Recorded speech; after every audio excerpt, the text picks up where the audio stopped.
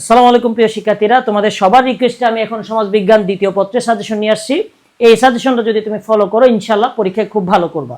তো তোমাদের প্রথম কাজ হলো ভিডিওটা শেয়ার দিয়ে আমাদের থেকে পিডিএফটা কালেক্ট করে নেওয়া। বিশেষ করে হোয়াটসঅ্যাপে নক করবা।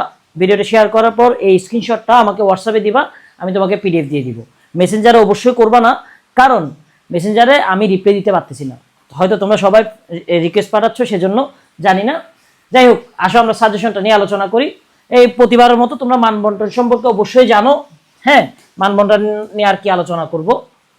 তাও দেখো, 70-70-এর মধ্যে এখানে 11টা প্রশ্ন থাকবে, তোমার 7টা উত্তর দিতে হবে। তো 10 নাম্বার করে হইলে 70। আর এমসিকিউ 30টা থাকবে, ওইখানে তোমার 30টা দিতে হবে। এমসিকিউর মধ্যে 5 মার্ক হলে 10, আর সিকিউতে 5 মার্ক হলো 23। ঠিক আছে, এখন আসো ভাইয়া, আপনি আমাকে সাজেশন দিবেন বলছেন, যে কোন সাজেশনগুলো দিব। এক কথায় যদি বলো তাহলে এই 7টা সৃজনশীলের জন্য এই অধ্যায়গুলো একটু দেখে নিবা। ঠিক আছে, 1, 2, 3, 4, 6, তারপর 7 এবং 9, এই অধ্যায়গুলো যদি দেখে নাও ইনশাল্লাহ তোমাদের 100% কমন আসবে। ঠিক আছে, এখন এই অধ্যায়গুলোর মধ্যে কি তুমি সবগুলো পড়বা না ভাইয়া? একটু শেষ পর্যন্ত দেখো।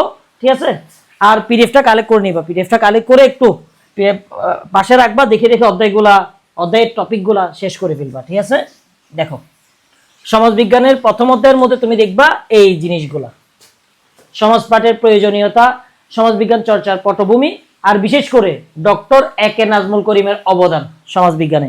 এটা কিন্তু অনেক ইম্পর্টেন্ট ভাইয়া। ঠিক আছে, এটা একটু দেখে নিবা। তারপর আসো দ্বিতীয় অধ্যায়। দ্বিতীয় অধ্যায়ের মধ্যে এগুলো দেখে নিবা একটু। এই বস্তুগত এবং অবস্তুগত সংস্কৃতি, অজ্ঞানের মতবাদ, বিশ্বায়ন এবং অপসংস্কৃতির প্রভাব। আর তৃতীয় অধ্যায়ের মধ্যে নববস্তুর যুগ, তারপর ঐতিহাসিক গুরুত্ব, যেমন পাহাড়পুর, ময়নামতি, মহাস্থানগড়, ওয়ারি, বটেশ্বর, এগুলো একটু দেখে নিবা।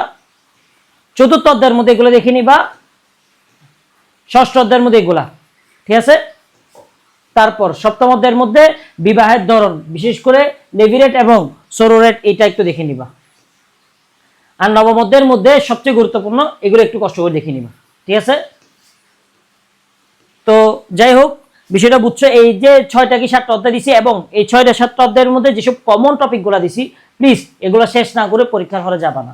ঠিক আছে, আর এমসিকিউর জন্য মূল বইটা অবশ্যই পড়বা, গত 5 বছরগুলো দেখবা। আর সবচেয়ে বেশি গুরুত্বপূর্ণ দেখো, তৃতীয়, চতুর্থ এবং নবম, এই 3টা অধ্যায় কিন্তু এমসিকিউর জন্য সবচেয়ে গুরুত্বপূর্ণ।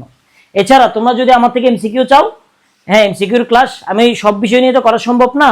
আমি দেখবো কোনটাতে সবচেয়ে বেশি রিকোয়েস্ট আসছে, হ্যাঁ, সবাই কোন বিষয় সম্পর্কে বেশি এমসিকিউ চাচ্ছে, এরকম 2টা-3টা বিষয় নিয়ে আমি হয়তো এমসিকিউ ক্লাস দিব, যেখানে আমি 200টা থেকে 250টা এমসিকিউ দিব।